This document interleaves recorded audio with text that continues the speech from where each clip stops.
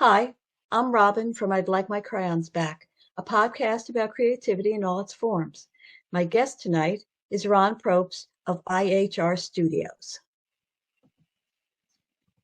Hi, Ron. How are you? Good. How are you? Good. How's the weather down there? Nice. Middle Nice. 60s, Oh, chilly at cool. night, 30s, like middle 30s. Not freezing yet. That's good. No, we've had like Yeah. hard frost for days now. Yeah, Okay, no, I'm going to go go ahead. ahead. Well, I was just going to say, I'm going to read where people can find you. It's going across the bottom of the screen. Okay. It's www.ihrstudios.com. And on Facebook, it's IHR Studios Mastering Engineer, correct? Yep. Yep, that's Okay, it. cool. Okay, cool. Okay. You had told me that you started out recording artists, but you decided to focus more on mastering. What prompted that decision? I was unfortunately ended up recording out of my house. I started satellite.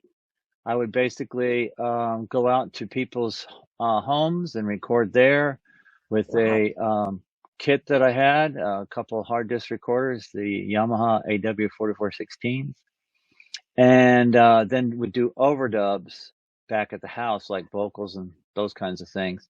That I quickly outgrew, and actually finally moved into a studio space in 2009. Unfortunately, that didn't last too long. It was very short-lived. I had some issues with the person I partnered with, who I didn't know very well at the time. But um, so I ended up moving back in to the home, and I recorded quite a few live musicians here. Even drums. I had in this room. I recorded drums like only a few feet away from me, and I had basically their aircraft carrier headphones to block out the excess noise. It cuts the decibel levels by quite a Wow. bit. So I did that, and then I worked with mostly acoustic musicians. Recorded them out in the living room. I recorded did overdubs in the den. I've done overdubs in different parts of the house, and then I actually created a vocal booth back in the closet by stripping out everything and completely deadening the whole entire closet. And that worked out real well for vocals and stuff. Um, Cool. so that was fine. I was satelliting to bigger studios for guitars and drums and stuff like that in the area of Kernersville, other places, Lenore. And what I found was getting musicians to come to my area or come here from other places just didn't make good financial sense for the artist. The artist was like, well, I can get a good rate out here, and all the musicians are near me, so to fly them to you is added expense. And with the music industry changing so much, um, recording became almost a utility. So I kind of was like, okay, well, that's not going to work out for me. I don't really have a studio facility for people to come to. So I was like, well, let me do something that I was introduced to as a mix engineer, to mastering, because I had to take my mixes to a mastering engineer to finalize before they could be put out commercially. So I kind of knew a little bit about the process, and I was learning more and more and more. And that's where I kind of started to hone in on that particular craft because, one, I could do it from home. I didn't necessarily have to meet with clients. I did on rare occasions, but mostly I did what's called file sharing, and I communicated over different apps, whether it be Facebook Messenger or text message or email, or I even used for one project in England, WhatsApp, because they were charged for text messages. So Oh, if they went through WhatsApp, they weren't charged. So I communicated there, and the person actually had me go to where he recorded and put the songs, and he had me listen to the songs first, and then I would critique his mixes, and he would go back and fix them before he resubmitted them to me. which is kind of my MO. I'm not real anxious to just master something and say, okay, this is what you're stuck with, and or maybe do one revision, that kind of thing. I want the best product that I can put out there. So I'll do revisions along the way, even if that means I gotta, upload a complete remix of something because the sound that occurred, or maybe the bass guitar is too loud, or some particular instrument's too loud or too low that I can't fix at the mastering level. Because when you're mastering, you're only dealing with stereo tracks, unless you're doing like surround sound or something like that. So I can't get in and like tweaks one little element. That's the purview of a mix engineer. Right, right. Okay. Um, okay, you sort of got into it, but for those of us who don't really know anything about mastering, Hmm. what exactly is it? And you did sort of say why it's necessary, but Hmm. maybe give a little more info. Um, Mixes can be at all different volumes and all different levels.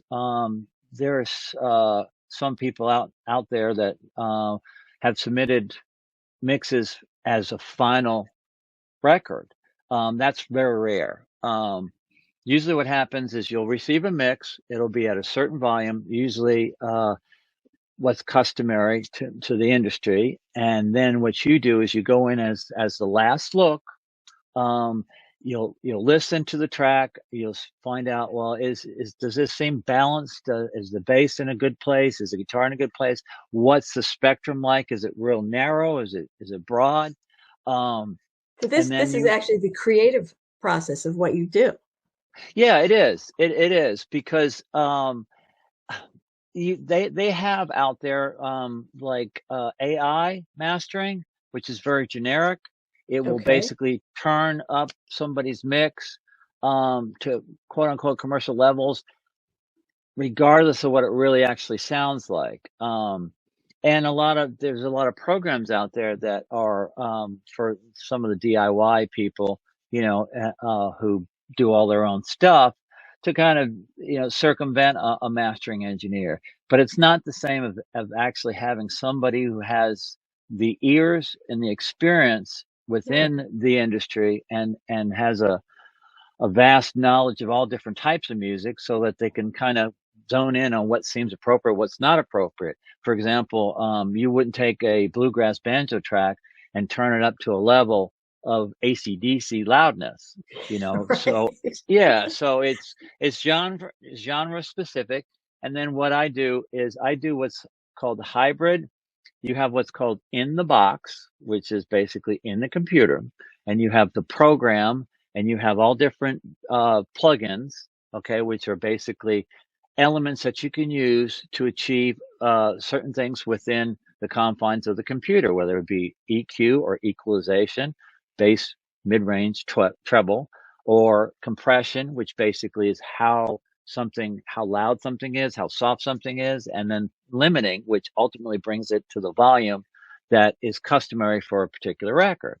So I do also a hybrid of that. I work within the box to do certain tasks, but then I come out of the box, my computer, to an analog bank of devices that have texture to them. I have them because some are much more transparent than others and some aren't.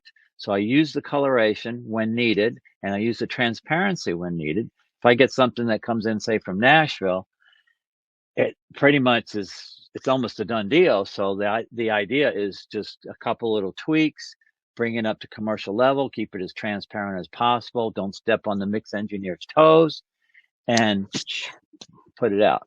So that's kind of what a mastering engineer does. They basically their last look on a project, and they need to bring it to a commercial level, depending on the genre of music, whether it's pop music, which is generally really loud, or maybe an Americana, which is more moderate volume. Right. Or like heavy metal, which blasts your ears out. Yeah, tears your head off. Yeah, yeah, absolutely. So, Well, who are but some of the, oh, sorry, it go ahead. is no, it is. I'm lucky enough that I do have the people that send me work believe in what I do, and I do kind of have carte blanche to to kind of say what I want. They're primarily non-label artists, so they're independent. Whereas if Right. you were to get a label product, they're going to be very specific, and they're like, we don't want you to do this, we don't want you to do that. It's just do X, Right. Y, Z. Right. Yeah. So. Right. Well, who are some of the artists you've mastered? Well, I get stuff from IHRStudio B and Colin Nash, Nick Edwards, an artist from England who is on Britain's Got Talent.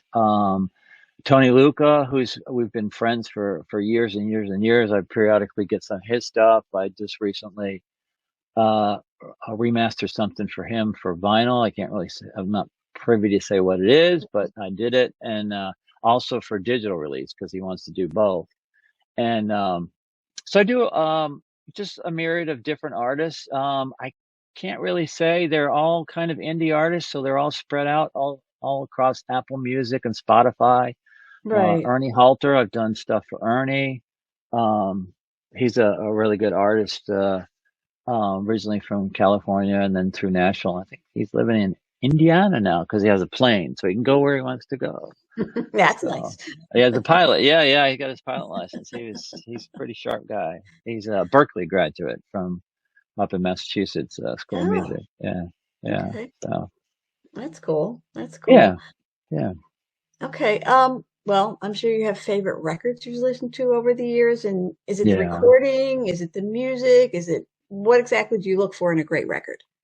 When I was younger, before I got into all the nuts and bolts stuff, I was just a fan of music. Couldn't tell you what made me gravitate towards a particular style of music. Um, it was a song primarily. It was like, do I feel it? Does it, Right. uh, like Pink Floyd, Dark Side of the Moon, that was much more ethereal, and the soundscape of it was just like amazing. Who, Quadrophenia, it was the power along with Yeah. the soundscape. David Bowie, it was the music, but also the newness and shock value of what he was presenting as an artist. So the Tubes were a very theatrical band, and a lot of their they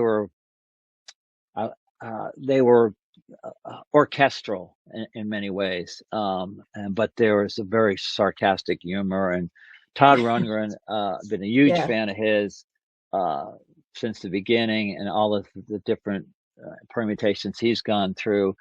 But when I started to hone in on certain things, of almost like in retrospect, like why did I really really love Tears for Fears Elemental?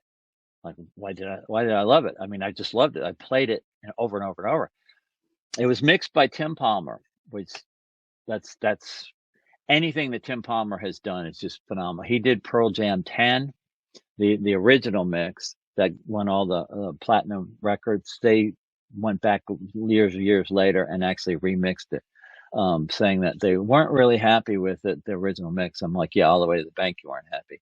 But anyway, so I went back and I kept seeing his name crop up in all these different records that I really loved, and I was just like, wow. So the mix engineer matters. So it's almost like if a mix is solid, it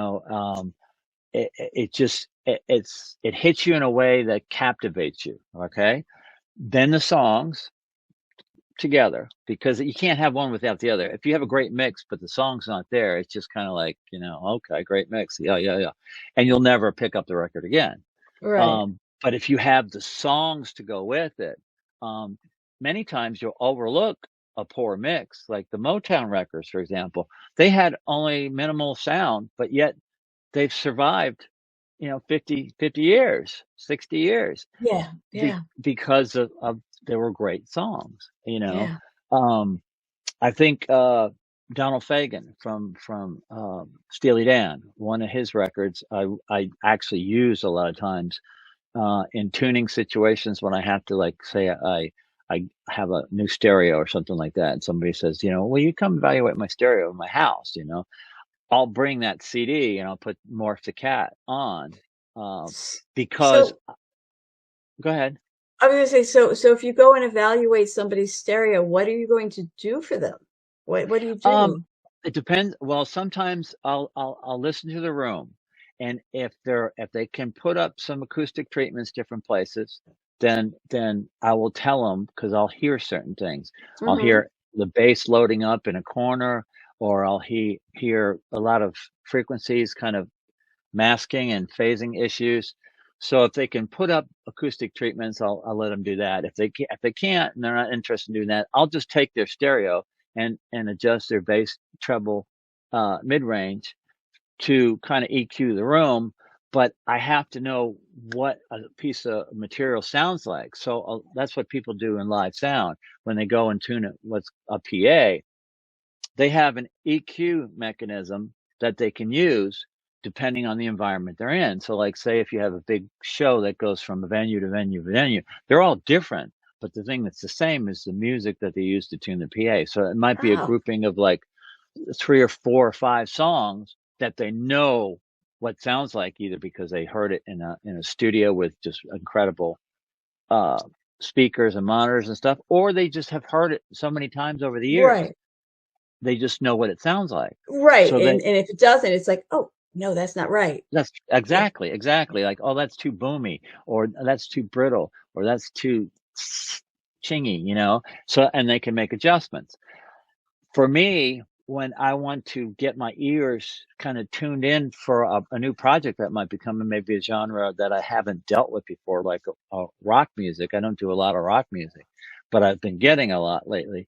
I'll go back and I'll listen um, to rock music and different rock music that I remember hearing. And then also, if they mention the style that they might want to have them, a piece of uh, uh, material mastered in the vein, like it might be like Foo Fighters. I want it more like that.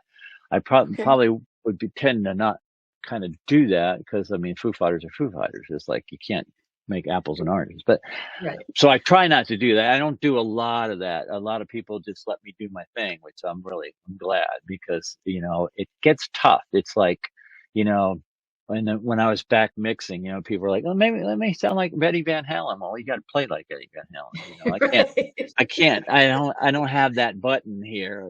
So Right. And not like that, you don't want them standing over your shoulder dictating what that you was another thing. I just was, because everybody was like, "I want more me, me, me, me." The drummer wants more me. The guitar player wants more me. The bass player wants more me. The lead guitar player wants more me. so it's The all vocalist wants blasting. more me. Ah. Yeah, so you're going up and up and up and up and up, and then when they finally leave, you kind of mix it the way you want. And they're like, "Oh, that sounds great." And it's like, yeah, like, get out here. So, but luckily, I haven't run into that. Most of the people were they're really sweet and they're kind, and I get one song dialed in, they might sit there and say, I would like this or that, and then I'll color the rest of the project like that. But I'm Right. glad I don't do that anymore, because the nice thing too about mastering is the turnaround is really quick. So if sometimes you're recording and mixing, you might mix a project over weeks, months, or even a whole entire year, where mastering takes place, about an hour a song. Oh, Um, that's so good. it's quick, and I get a Yeah. full project. I have had the nature of music now, because it's changed so much, is it used to be you'd have a whole entire CD, you'd have a project. Sometimes it would interchange, interleave, and be, sequential where it makes sense, and other times it's just kind of a collection of songs. But nowadays, what's happening is you're getting EPs, which is the old terminology for extended play records, but as it applies to streaming, it's usually anywhere from 3 to 5 songs in one little Okay. short release. Right. And then you have singles, and it's all singles. So I have a project that I've done 6 or 7 singles for, that I know I have at least 4 or 5 more to do over the next few months. But then I'm going back and putting them together as an actual record and releasing them separate from all those singles, and then also doing a vinyl master of that particular record. Wow. So, which has been worked on over the period of 18 months. Jeez. With all these little singles. So I Right. Right. try, with that in mind, I try to, like, if I'm working with an artist, I try to target each song, unless they're drastically different, like a hard rock song and then kind of a ballad, to hit the same target of loudness. So when I go back later, they all kind of fall into place. They're not, night and day from one another. Yeah. Like, Yeah. That oh, makes right. That makes it's like, how do I get those even close together? People fall out of right. their chairs, listening to the music groove, and all of a sudden it's just Feel like, like that commercial where the yeah, guy's hair flies back. exactly, exactly. And then people will point to me, and they'll be like, "Who did that?" And I'll be like, It's probably me." So, but yeah, yeah. So I hope that kind of touches base. Other music, Steven Wilson, all the stuff that he does as a solo, Porcupine Tree. He's got multiple bands that he works with. Everything that he's done is just sonically so vast, and the tones are so good, and it all has wonderful dynamic range. That's one thing about music, is it has to breathe. And you get nowadays, everything's so loud, it doesn't really breathe. It's like the drums are as loud as the vocals, as loud as the guitars. It's just like in your face. They're trying to kind of move back towards that, with some of the things that they have on streaming services, to curtail loudness, because of what we were just talking about. You go from one record to the next, and it's like la la la la la la la la, and it's just like tearing your head off. So they have a button you can push, which is basically a loudness algorithm, and it will even all that out. So what's happening is, if you have a super loud CD, it's going to get turned down. Okay. And a lot of times, how the fashion and the mathematical process of how it's turned down is different for each streaming service. So on one streaming service, it might sound okay. The next one, not so much. Yeah, like it So flattens out or something, I would it think. does. Absolutely. And so what ends up ultimately happening is, you release a record and you think it's going to sound one way, and it's completely somewhere else. Right now, there's only a couple services that you can't turn it off. That the algorithm is defaulted on, and you can't turn it off. YouTube is one, but most of the service you can defeat it. Like Apple Music, you can turn it off if you don't want to use it.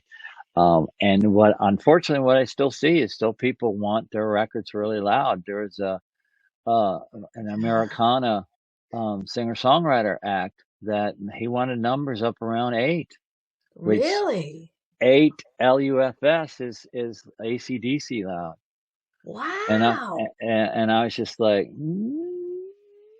Yeah, okay. If you say I so. I mean, But uh, what about the people who have certain expectations then of that type of music and they go to um, listen to it? I, well, I mean, you can hit those targets and still have dynamic range. You can do it. Right. You have to work harder. You have to make sure that the limiter's not pumping, which the pumping is when loud passages are grabbed by the limiter and pushed down. So if you have a lot of that, if you have a lot of super really dynamic stuff, it's going to go every time it's pushing it down. So what you would try to do is you would try to control it before it hits the limiter, so that it's not as unruly. And you can do Okay. that with compression, but you also want things to be open, because the more you compress something, the more it's going to push it down, and then the dynamic range gets flatter and flatter and flatter. You Is know, that like what was um, happening to the Led Zeppelin album I bought that had been remastered and I was flipping out about the sound? yeah, you mentioned that. I had not heard it yet, Okay. but any number of remasters, depending. See, sometimes they do it lazy man way. I Mm-hmm. don't, and I don't want to point a finger at any Right, engineer. right.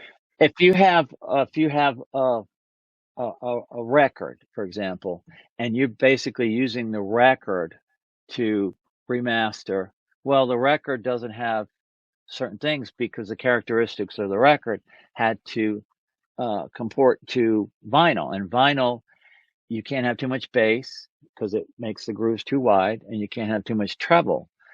Because basically, you don't want the needle skipping across the record. So you center the bass, so the grooves are a little closer together, and you use de-essers on the highs. So it when you put it on a record player, you put those things back. You play the record. Like even some of the old mixes, what they used to do is what's called a smile curve. They would increase the bass, decrease the mids, and increase the treble. So you had this big smile curve, right? When it pushed through and you get on the other side, they do the exact opposite. They drop the bass, they bump the mids, and drop the treble when they cut it.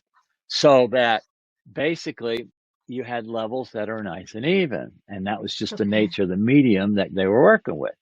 Nowadays, when you go to went to CD, it's digital and it's X's and O's. And basically what you see is what you get, essentially. So if you were to take a record and then transport it directly to a CD, what you're going to get, you're going to be like, well, that doesn't have very much warmth, and it sounds kind of flat and non-dynamic because you don't have what you're used to, which is nice highs, and then even you don't have to be hip hop bumping lows, but you want to know bass guitar, and low frequencies. Then you have ones that went back to the original master. They were actually had the privilege to be able to go to the original master and mix from that, but they're coloring it by their own ideas of what they think it's supposed to sound like.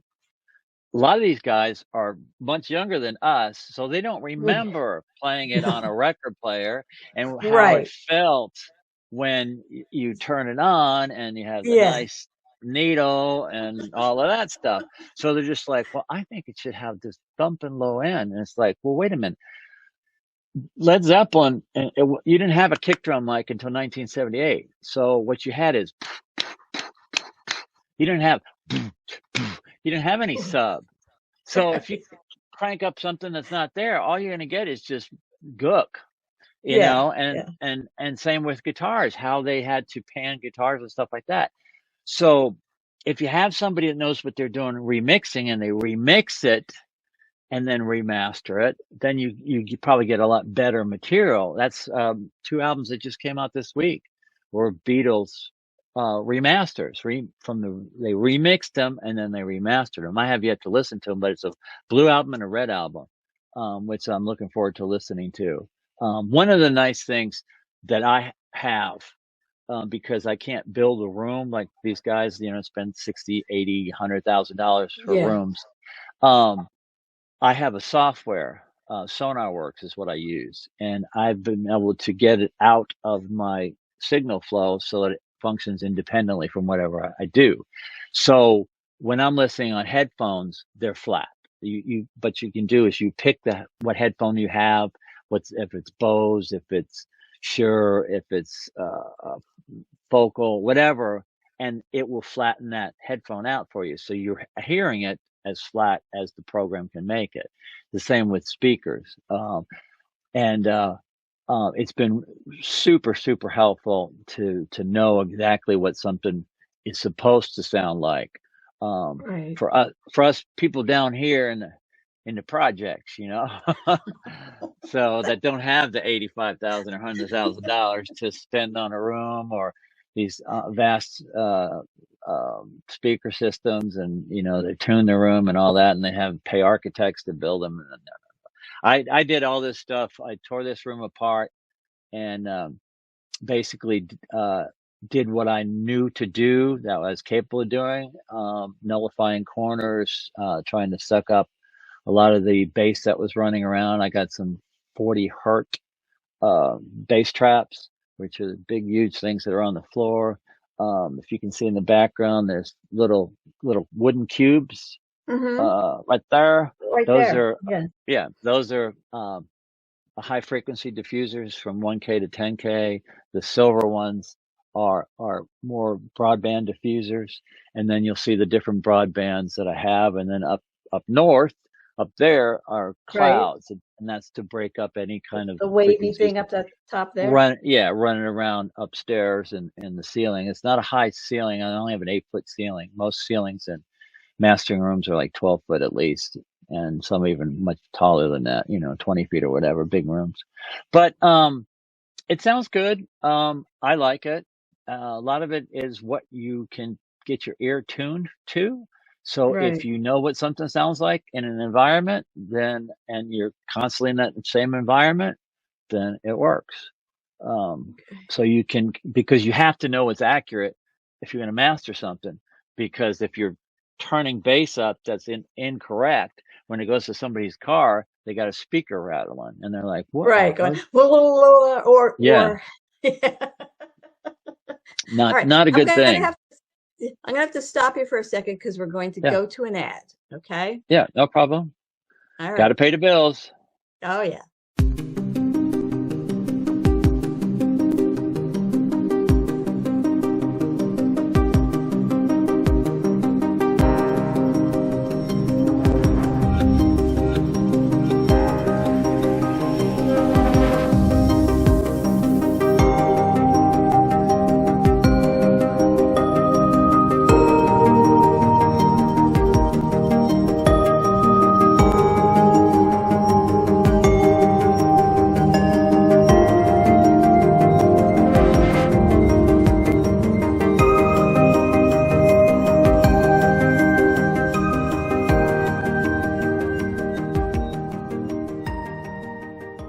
Okay.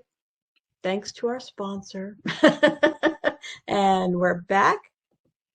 Oops, here we go with Ron. All Hey, right. Hi.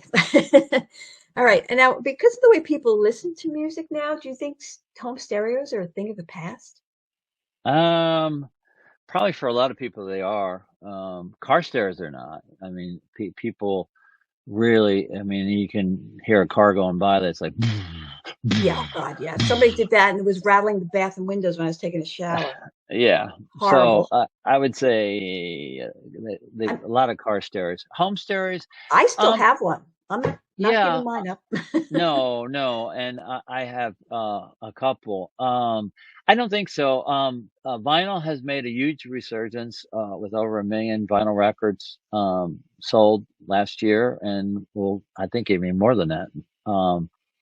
There's a big factory over Nashville that Jack White started called Third Man Records that Did you he say does a Nashville or Asheville? Nashville, Nashville. Tennessee. Okay. Okay. Yeah, it's called Third Man Records. I think the people that love the thing like we were talking earlier, when you have a record that's specifically designed for that era and that stereo system. Now, I mean, you do have subs. Okay, so sub frequencies, the 30 hertz, the 50 hertz, 60 even, they don't really exist in records. Um, I unfortunately couldn't say whether that's something that they've been able to circumvent. Um, I don't think so because of the nature of the record Right. and how the grooves Because have to be cut. right, Yeah, because it would yeah. Because you were it would talking about bounce. that earlier about Yeah, the it bounce off. Um, but your stereo system, if you were a connoisseur of vinyl records, you'd have a great needle, which is a stylus, which would be very detailed. You'd have a great turntable that would be very consistent as it turned. and you wouldn't have to put pennies on it. No. But I mean, if you had to make it work, whatever. I mean, some people, the kids are buying. They're not really. They don't know what like we do, like what it's supposed to sound like. They just buy a turntable and they just like the novelty of putting a needle on a record. So I Right, mean, right. it's like those old, phonographs you get when you're a kid that had a Mhm. mono speaker, and it's like you just put it on the record, and it's like you're playing, and you bump into it, it goes all the way across the record, and you're like, whatever. Yeah. But the people that are more interested in quality sound probably have a pretty nice analog amplifier and stylus and turntable and and also nice speakers that translate real well in a particular room. And they probably have them in a listening room where they've kind of done some things. Cassette Right. tapes have been making a comeback. I loved cassette tapes back in the day because I could take a record. I go to the record store on Yes. payday and buy like 10 records. And a lot of times I'd buy a record that I would just look for familiar art names of Hmm. musicians or producers, or I knew a little bit about mix engineers, but not a whole lot. Uh, Sometimes it's just cover art. I'm like, that's really cool. And it was like $5.99 at the Navy Exchange. I was in the Navy for about 5 years. So it wasn't like it was going to break the bank. So I come back with 10 records, and I basically would put them on the turntable, and I'd listen to them, and I'd be like, I could quickly like peg, like, okay, I like that song. Okay, I like that song. You get 3 or 4 songs that you just liked right away. So I'd have a cassette. I'd always use what they called, uh, ah, chromium oxide. Chromium oxide versus ferrous oxide, you can, they're brighter. They can take more sound on a tape. And I used to smack the crap out of tape back in the era of when all these musicians were around. Everybody used to record to tape. They didn't record to computers. You know, Right. great Right. 2-inch tape machines and stuff like that. One of the characteristics of tape is you can hit tape hard with sound levels, and it doesn't just turn off like digital. Digital is just like once you hit zero, it's like that's it, nothing. It Right. just it's a clip. Tape, it, because of the nature of how it saturates the particles and all that stuff on the tape, it's a little more elastic. So people like that sound of what's called tape compression. They have emulators all the time. People that master, that have the beautiful setups will Hmm. master not to the tape, but across the head of the tape machine, so they Okay. get that same kind of quality, right? Anyway, Right. or they'll do the tape. They'll actually hit tape. You know, um, Joe Jackson to this day only records to tape, 2-inch tape, Oh, and that's why his records sound the way they do. And they're right. also pretty high on my list of quality sound. Um, but yeah, so I would kind of simulate on my little level. I would hit what's called +3, which is above zero levels. So they were super loud but clean. They had a lot of dynamic range, and they were louder than the record. And I could take them anywhere. You take them in your car. I'd play them at Yes. home. And when you just want to hit play, you don't have to change the record, and just kick back and listen. Sometimes I do a little bit different EQ. I had a graphic equalizer and stuff. Yeah, so that and love is kind of getting people back into doing those kinds of things. Now, new people, have the audiophiles kind of gravitated towards that?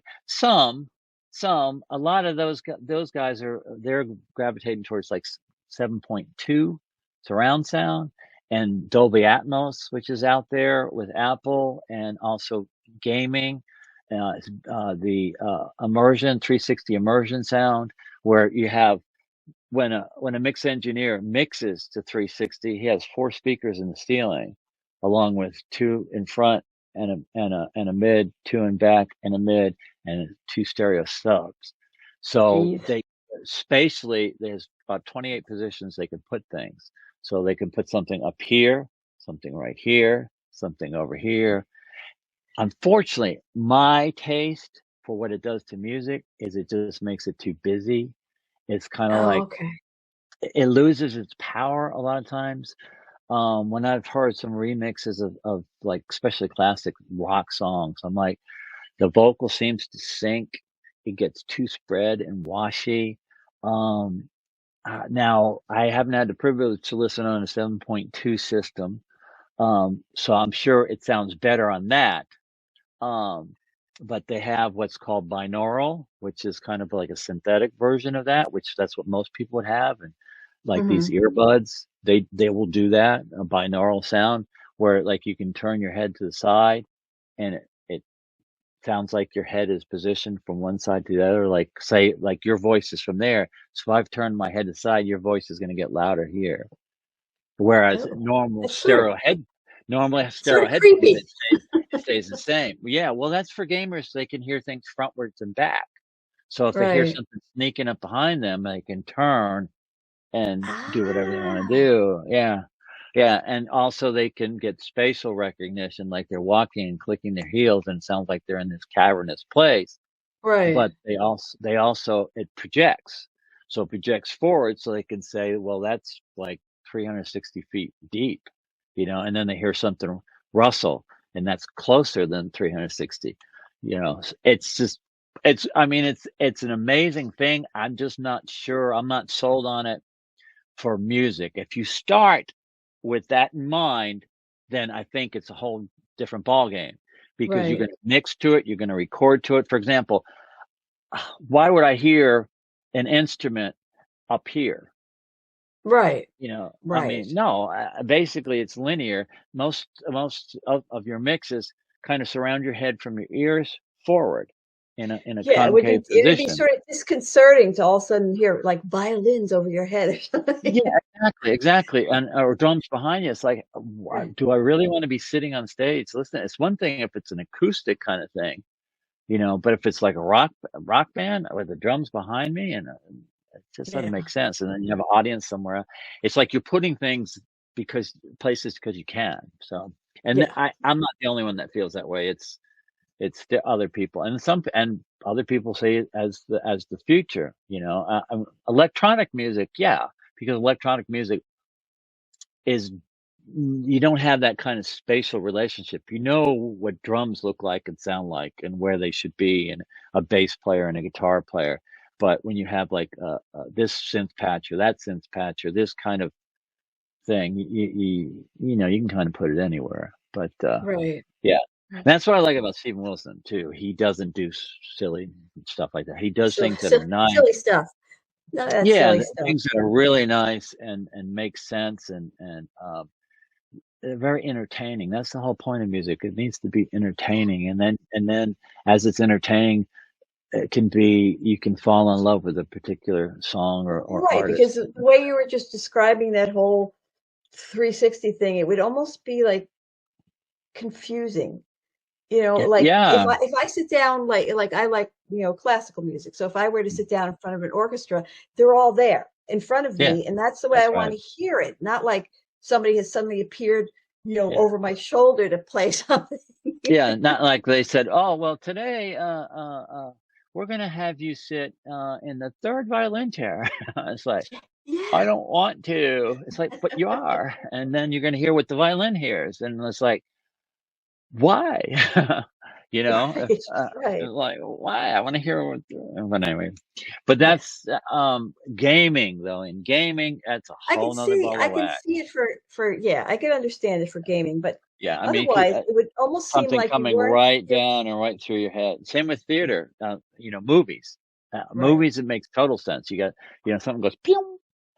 right, It's right. you actually hear it and it goes that way, or even like what are those little nano beads? It's like zzz, zzz, Right. zzz, zzz.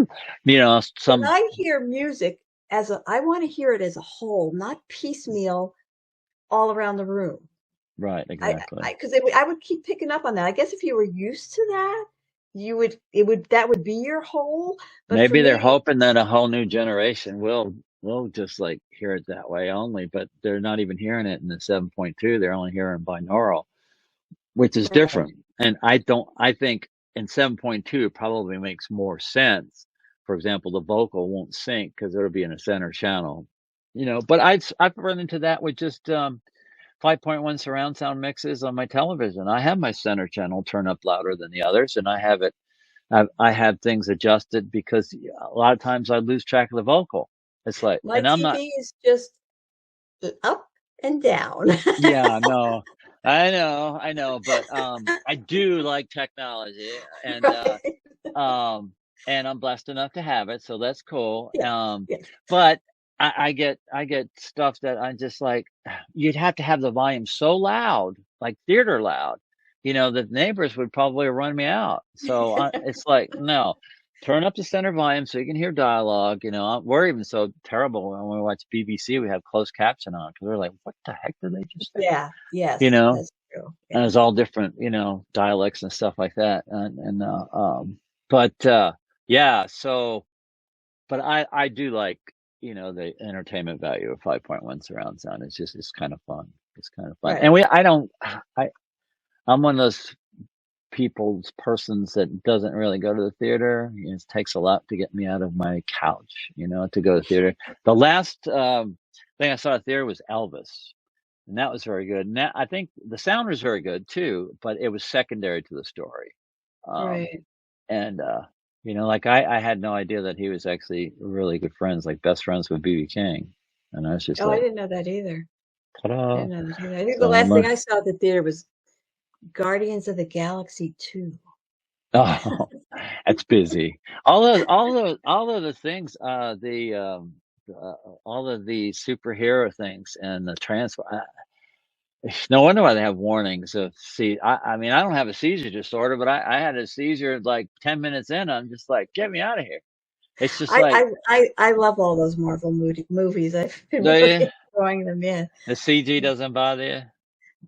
No, no. Oh, okay, Surprisingly, it okay, does not. But okay. speaking of movies, etc., what do you do Yeah. for fun? What do I do for fun? Yeah. Linda, my wife of 30 years plus, we play pickleball. I love pickleball. I got a motorcycle. It's a BMW C400 GT. Bing! It's a maxi scooter. And I love it. But after about an hour, I'm like, get off of it. Get me out of here. My butt says no more. But I like riding up. There's a friend we met through pickleball. He's from England. His name is John, and we've become really good friends. Him and his wife is really sweet too, Tessa. We take short motorcycle rides, like 35 minutes, Oh, an nice. hour, and we go and have lunch different places, which is nice. That's nice. Yeah, it's a lot of fun. He's much more experienced than me and kind of keeps an eye out. I keep telling him, I hope I'm not holding you up. And he's like, you're not holding me up at all. It's like, come on. But so I like doing that. Linda's guilty pleasure, my wife, she's soaps, but we love watching shows. We watch tons of BBC stuff, mysteries, Acorn TV, um, just things that not necessarily an episode that's wrapped up in one episode. Some things are. Right. Some things go out over 6 episodes with a continuing plot kind of thing. So we like all of that stuff. I do like sci-fi. Um, I watched the Silo, which is Apple TV, which was really interesting. Oh God, I wish I could remember the name of the actress. She's a really, really good actor. She was in Mission Impossible. She was the woman who fell in love with Tom Cruise. Um, anyway, it was interesting how basically they were living in a silo only, and you know, if they kind of rabble roused or you know got out of line, they were basically commissioned to go outside and clean the glass so that everybody inside could see out, which was basically a death sentence. Okay, Oh, okay. and Okay. it's you know dystopian kind of thing, and they have a hierarchy of you know the mayor of the silo and the police and all that stuff. But it was interesting. I'm anxious to see if they pick up season 2. I hope they do, because it's questionable. uh, they basically had a rebellion, like you know, years and years in the past of people wanting to go outside, and there's you know violent and all that stuff, and they've kind of suppressed it and put it down, and so now they nip everything in the bud, and so yeah, it's a lot of fun. I No, watched a sci-fi program called Outcast, I think it was, years ago, and I mhm. was like, "This is so good! This is so good!" And the last episode of the season was something like a bunch of stuff was just happening, and it's like, "Oh my God, I can't wait for the next season!" And they ended it. I know, because it doesn't get picked up. Thankfully, now we're talking about streaming. You have all these different streaming services. I feel terrible for artists because it's so hard to make any money. You know, they have to go out and tour. making a record's a utility. They try to do it as inexpensively as possible, inexpensively as whatever. Yeah. Anyway, Yeah, but the top echelon of the 2-3% of the industry, they get backed and they get money to for production and all that stuff. But that's in our day, it was like 25 or 30% of the yeah. industry that was out there. But we hear all these horror stories how they weren't really making any money either. It was all just like a shell game. All the expenses came out of their share of the the record sales. So they're like, they had to repay back all the production, all this, all that, all the recording with these overinflated prices of producers and stuff. Yeah. A nightmare. So I don't know if it's better or worse now. At least the artists kind of know what they're dealing with now. It kind of changed. Unfortunately, as I was trying to get into the industry, it's going like, man. So Right. I've had to be really flexible. And I never quit my day job, which that's probably a good thing. A lot of people are out there doing things like that. They have different side hustles, and they try to make it work however they can to do what they truly love. Right. Right. Yeah, and that's kind of what it's all about. But yeah, see, what else were we talking about? The industry. Oh, we were talking about for movies and videos with the big strikes, the actor strike and the Writers Guild. I'm sure Prime has already gone up. All the streaming services are all going to go up. Apple just went up $3 yesterday, so they're all going up. I'm not sure why Apple is, because I mean, I guess because of their arm that is video. That's probably why. Because Right. they actually do pay more than some of the other streaming service. Bless them. I wish the streaming service paid more, but it's a price break point for these kids. They don't want to. I mean, it's for them to come up to $10 a month to Spotify. It's just kind of like, well, I'm not paying any more than that, and they're like done. But they will go to shows. They're the ones that pay $250 for the Taylor Swift ticket. Right. And they're just big, audacious kinds of Las Vegas style shows. And Which that's probably because of the whole experience, they're more willing to spend their money there I think because so. they're going to the shows, I and think so. it's memorable, and it's cool. We went there. Yeah, and they got of course video and selfie. Turn Oh behind, yeah, yeah, turn their yeah. back And to look, Taylor look, Swift. Taylor Yeah, Swift's behind me. yeah, you're right, exactly. Or I listened to a friend of mine actually went to a couple Taylor Swift concerts, and he sent me videos, and everybody's singing, and that makes me crazy. I mean, like, sing when it's appropriate, and they ask you to sing, but the rest of the time, shut up. Because if I pay $250 for a I ticket, want to I'm hear like, the I don't want person to I hear paid to you or hear. you or you or you or you. I want to hear them. So shut up. I went to Kansas, and that only happened once, and that's when they asked them to sing, and it was "Carry On My Wayward Son." And they Okay. said, "For those of you who know this song, please sing." And that's the only And time did, the and did whole they? show they did. Good. Okay, good. They did. A couple people Good. tried to sing the not the chorus, sing the lead part, and quickly somebody must have elbowed him in the chest or something, and be like, "No, no, just the chorus." But there's rules. In our day, we had rules. You didn't do stupid stuff like Yeah, that because you yeah, were there to see them. You're not right. there to be like, "Oh, do they see me?" The artist, do they see me singing their song? It's a Yeah. very narcissistic generation that's come up, but Take oh your well, it is what it is. It is what it is. I mean, look at all the people on YouTube. The influencer. I'm an influencer, and I make $1 Oh million my a year as an God. influencer. It's like, Yes, and that's but like it's almost like a title now it to be is. a It is a YouTube title. influencer Influencer because is a that title. cameo thing, Hmm.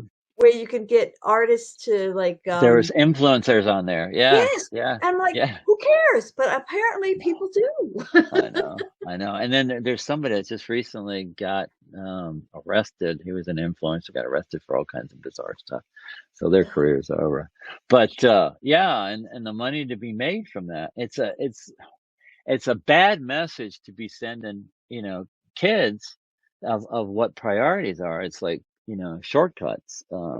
Yeah, So especially since it's basically dumb luck that gets them in that position. it And is. anybody aspiring to be able to make that kind of money and have that kind of exposure and everything, it could be a Yeah. real, like a real downer, as we used to say, because you're not going to get it without that No, one little bit of luck. that's right. And Or, there's a quote unquote influencer that is out there who's suffering from anorexia nervosa really bad. I mean, she's like skeletal, oh and God. people are trying and screaming like, "Please help this girl!" And she's just basically she's dying for all the world to see, and she has no clue. Has no clue. Wow. Oh, Yeah, that's awful. it's a That's awful. nightmare. It's a nightmare. But so, is there anything else that you would like to ask me about? If I look over my notes, am I supposed to do that? Yeah, you Uh, can. I'll look at mine. um, I think we covered everything. I don't have good light in here for reading, so I'm like, yeah. Let's see. blah, blah. Um, oh yeah. My rates are reasonable, by the way. There are people that are much higher, but I am more interested about good product and good Yeah. music than I am because I've been blessed in other areas, so I don't have to worry about stuff like that. Let's see.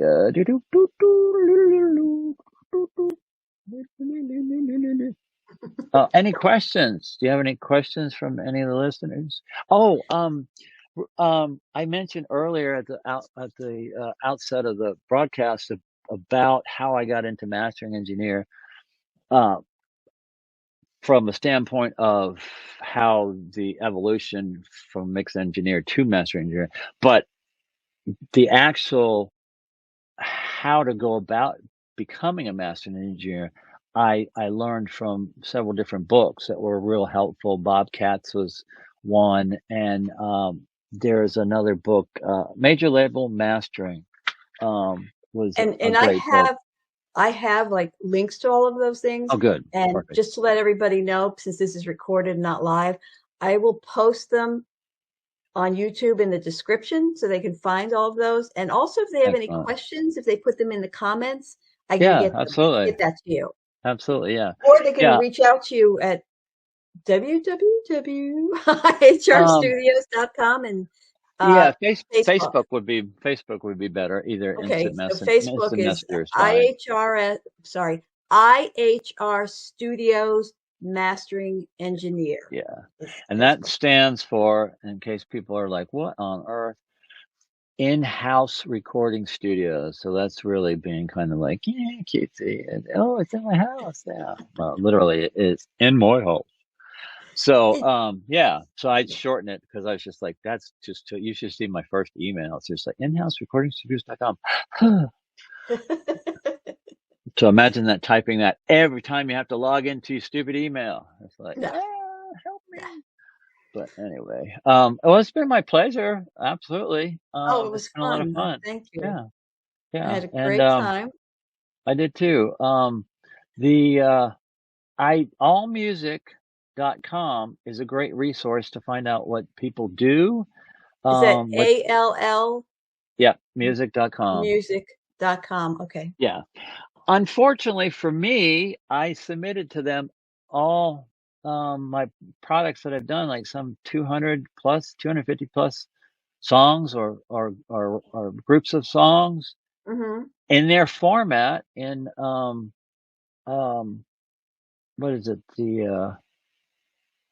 It's a it's actually not an Apple format. But anyway, thinking that okay, well maybe finally they'll put me because I only have like one credit up there, and I'm just like, what? What? Yeah, And yeah, you should have quite a few. yeah, and nothing. So I'm just like, well, wait a minute. You said do this. I did it in the um, what is it? I can't remember what it is. It's a usually file. You would know because you're an Android person. Like if you do your financial reports, No, what? I'm not an Android person. Oh, okay. Anyways, all right. Well, I'm not an Android. No, I'm they not an asked Android for, person. and we actually, my wife and I, Linda, we actually made the cells exactly like they said and put all Huh. the information, a lot of it redundant, which was kind of silly, but we did it and had all the information. The only thing, see, here's an important thing. I'm glad we had a chance to touch on this. Streaming. When you stream music, you don't get credit for it. There's just like if you're not on a record or a CD, your name's nowhere. Tim Palmer is trying to work to change that, and Spotify has gotten better. They actually will show those people, and they interface with a place called Sound Matters. Of course, these are all platinum gold engineers, and you're not going to get your head above water there. Right. But other places they don't. Apple Music being one, they you have no place to get any credit whatsoever. So you Yeah, can that's put not right. thousands and thousands of artists up on Apple Music, and you won't receive credit at all from. Right. And back in the old days, you were right there on the album cover. That's right. That's right. Yeah, Yeah. that So stinks. it's pretty hard to get a Grammy if you're just like, hi. But of course, that was that guy who just made this one song. It's kind of right wing. He's gotten up, and you look at Ed Sheeran. So there are exceptions to the rules. I mean, a guy selling out stadiums and he's an acoustic guitar player. That's it. I mean, unbelievable light Right. shows. Like a Pink Floyd-esque light show, but it's just one dude. That I don't think would ever have happened in our era of music. Right, right. You'd be like, "Oh, is that the opener?" It's like, Yeah. "Boo! I want to hear this. Boo! Get out!"